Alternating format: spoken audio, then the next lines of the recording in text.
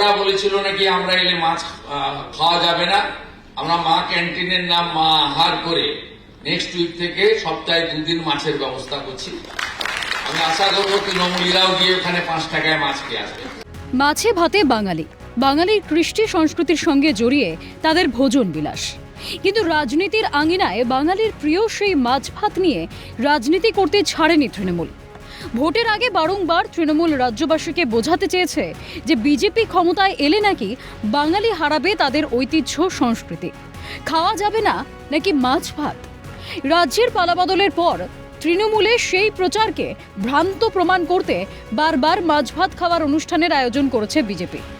Rajarhat new টাউনে BJP কর্মী অমৃতা সিং এর উদ্যোগে আয়োজিত মৎস্য উৎসবও তার অন্যথা নয়।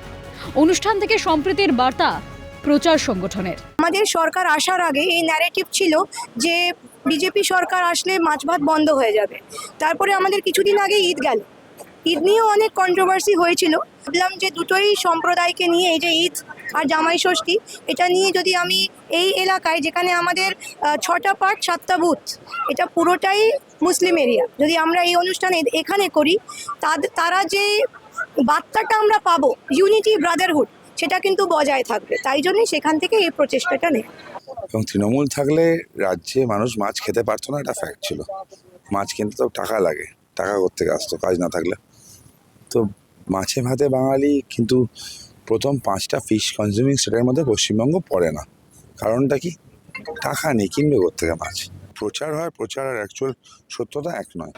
বাঙালির আবেগ মাছ ছাড়া থাকে না। আর পশ্চিমবঙ্গে যারা জন্ম নিয়েছে সকল বাঙালি, আমি তো কোনোদিন ভেদাভেদ মনে করি না। আমার পাশে বসে সবাই মাছ খায়, আমিও একটা বেলে বসে থাকি, কোনো অসুবিধা নেই। রাজ্যে বারবার ধর্ম নিয়ে হয়েছে রাজনীতি, ধর্মে ধর্মে বিভেদ সংঘাত এ রাজ্যে নতুন নয়। এই বিবাদ কোনোদিনই মেটাতে চায়নি রাজ্যের প্রাক্তন সরকার, বরং সুযোগ বুঝে বিরোধ উস্কে দিয়েছে বারংবার। এবার ন্যায়ের শাসন প্রতিষ্ঠিত হয়েছে রাজ্যে। যে বিজেপির সরকার বাঙালির সংস্কৃতি ঐতিহ্যকে দেয় প্রাপ্য সম্মান। রবিবাসরীয় সকালে রাজারহাটের মাছ ভাতের অনুষ্ঠানে যা বেশ স্পষ্ট। ক্যামেরায় নিখিল দাসের সঙ্গে রেশমি দাসের রিপোর্ট, ক্যালকাটা নিউজ।